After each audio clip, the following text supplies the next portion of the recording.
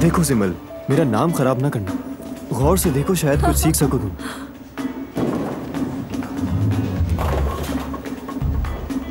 ये सब तुम्हारी कोशिशों का नतीजा जानती हो ना? अरे ऐसा भी नहीं है उमर, इसमें तुमने भी काफी मेहनत की है, मुझे नहीं मालूम क्या। शुक्रिया ज़ैनब, तुम वाकई बहुत अच्छी माँ हो और साथ बहुत अच्छी उस्ताद भी हो। हाँ, ये बात तो मैं जानती हूँ कि मैं बच्चों के साथ इंसाफ करने वाली एक अच्छी टीचर हूँ, लेकिन माँ होने के हवाले से इतनी ज्यादा पुरएतमाद नहीं हूँ, मुझे इतना एतमाद नहीं। ओह, ऐसा नहीं हो सकता, मुझे यकीन है तुम बहुत अच्छी माँ हो, मैं सब कुछ देख रहा हूँ अपनी आंखों से। जब माँ बनने की बारी आती है ना, तो इंसान पूरा एतमाद नहीं हो पाता। तुम्हें नहीं लगता? मुझे तो हमेशा यही लगता है कि कोई कमी रह गई हो जैसे, या कुछ गलत हो गया हो। फॉर एग्जाम्पल, कोई फादर अपने बच्चे को पार्क ले जाए या खुद वो स्कूल की मीटिंग में जाए या बच्चे को ड्रॉप करने या पिक करने जाए तो उसको अच्छा समझा जाता है, लेकिन ये काम तो हर माँ रोजाना ही करती रहती है। तुम कुछ समझ रहे हो ना? हाँ हाँ समझ रहा हूँ, लेकिन बदकिस्मती से हमारे माशरे में ये सब कुछ इसी तरह से है। एग्जैक्टली, यहाँ ऐसा ही होता है, मगर देखा जाए तो माँ हमेशा खुद को कमतर ही महसूस करती है। उमर, तुम्हें खुद को कमतर समझने की कोई जरूरत नहीं है। देखो ना, तुमने 2 बच्चों की बहुत ही अच्छी तरबियत की है और स्कूल में भी बहुत से स्टूडेंट्स को तालीम दे रही हो, उन्हें जिंदगी के लिए तैयार कर रही हो, और क्या हो सकता है? तुम वाकई ऐसा सोचते हो? थैंक यू सो मच, तुमने तो मेरी हिम्मत बढ़ा दी।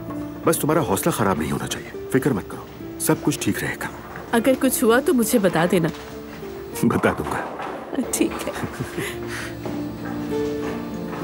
एक बात बताओ, तुम्हारे ख्याल में ये लोग क्या बात कर रहे होंगे? मुझे नहीं मालूम, लेकिन बात बहुत इत्मीनान से कर रहे हैं। ये तो यकीनी है।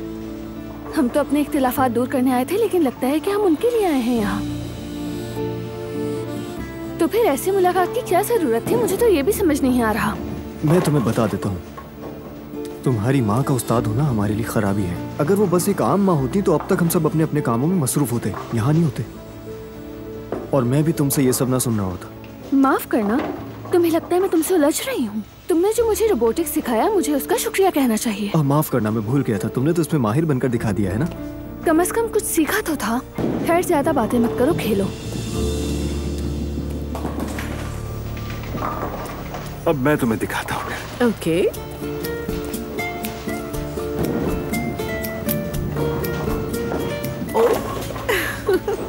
मैंने स्ट्राइक किया, अब तुम्हारी बारी, कर लो कोशिश अपनी। देखते हैं कि मैं कर पाती हूँ या नहीं। मेरा ख्याल है तुम कर लोगे, ऐसे पकड़ के सेंटर की तरफ। ठीक है। अरे वाह, क्या खूब निशाना लिया तुमने। Really?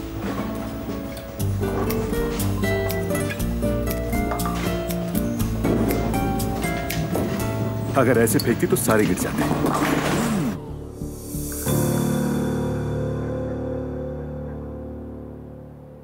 नानी, उमर भाई, मॉम और मैं हम सब बोलिंग पर गए थे। बहुत मजा आया। अच्छा, ये तो बहुत अच्छा हुआ। क्या बातें की तुम लोगों ने? तुम्हारी नानी जान डिटेल्स चाहती हैं। कोई खास बात नहीं, बस इतना ही।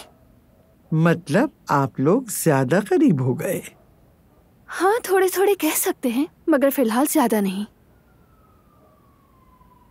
अगर तुम नहीं बताना चाहती तो ना बताओ और जाके अपने कमरे में पढ़ाई करो। मुझे कोई होमवर्क नहीं मिला नानी जान।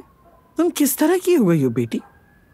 सूख के कांटा होती जा रही हो। अपनी हालत पे गौर करो। तुम्हारी बहन डॉक्टर बन गई। उसकी पढ़ाई का क्या फायदा हुआ, क्योंकि वो तो शादी करके अपने घर चली गई। क्या मतलब है इस बात का? तुम्हारी बहन ने वक्ती तौर पर कुछ लीव ली है, स्कूल छोड़ा नहीं है। डिलीवरी के बाद वो दोबारा से स्कूल ज्वाइन कर लेगी। और ऐसी फजूल बातें मैं दोबारा ना सुनूं तुमसे। एक लड़की के लिए सबसे इम्पोर्टेंट उसका फ्यूचर होता है, मतलब उसका करियर। मतलब उसकी जिंदगी में उसका काम और करियर सबसे ज्यादा इम्पोर्टेंट है। ठीक है मॉम, आप तो हमेशा ही ऐसी बातें करती हैं। तो तुम भी इस तरह की बातें ना किया करो ना कि मुझे ये बोलना पड़े। खुदा के लिए बहस ना करो, घबराहट होने लगी मुझे। वैसे नानी, आप हमेशा यही करती हैं। कोई भी बेबुनियाद बात शुरू करके हमें आपस में लड़वा देती हैं और खुद पीछे हट जाती हैं। हाँ जिमल, क्या हो गया? कैसे बात कर रही हो? ठीक है बेटा, अब आइंदा तुम्हारे किसी मामले में नहीं बोलूंगी। मैं अपने कमरे में जा रही हूँ। हर वक्त की चिक चिक।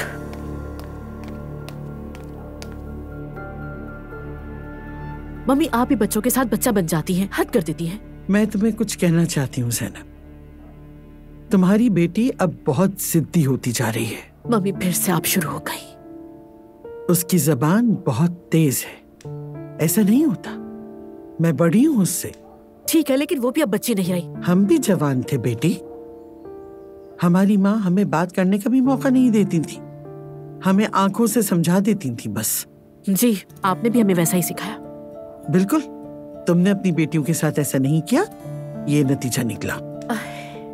ठीक है मम्मी। कभी कभी नानी और मॉम पर बहुत गुस्सा आता है। क्या इत्तेफाक है, तुम्हें भी गुस्सा आता है? मुझे भी आता है।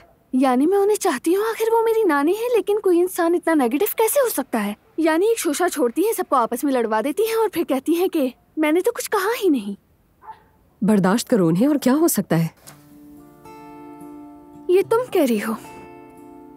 हाँ, यकीन करना मुश्किल है, जानती हूं मैं, लेकिन मैं तुमसे ये कह रही हूं कि देखो, क्या हम उन खातून को बदल सकते हैं? बिल्कुल नहीं। इसलिए वो जैसी है बर्दाश्त करना पड़ेगा। सही कहा। खैर छोड़ो इन सब बातों को। आज क्या किया तुमने वो बताओ।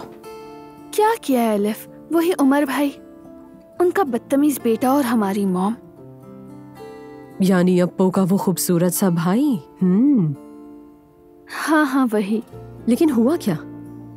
बज़ाहिर तो मुझे और मैते को एक दूसरे के करीब लाने की कोशिश थी, लेकिन असल में उमर भाई और अम्मी करीब आ गए। अरे ये तो अच्छा ही हुआ। क्या मतलब है एलिफ? अल्लाह बचाए, क्या कहना चाहती हो तुम? जिमल जान, तुम्हें अंदाजा भी है कि तुम्हारी अम्मी कितनी तन्हा है इस वक्त? बाबा के बाद तो उनकी जिंदगी जद्दोजहद में ही गुजर गई। वैसे तो बाबा के होते हुए भी कुछ खासा फर्क नहीं था। खैर, मैं बस ये चाहती हूँ कि तुम्हारी अम्मी को कोई साथी मिले। यानी मॉम थोड़ी सी शाय है। मतलब? संजीदा है, यानी ठंडे मिजाज की। यार जिमल, कमाल करती हो तुम भी। तुम्हें पता होना चाहिए, तुम्हारी अम्मी कमाल है। हाँ वो तो है। चलो अब मैं अंदर जा रही हूँ, ठीक है? तुम भी मुंह ना बनाना ज्यादा। ठीक है।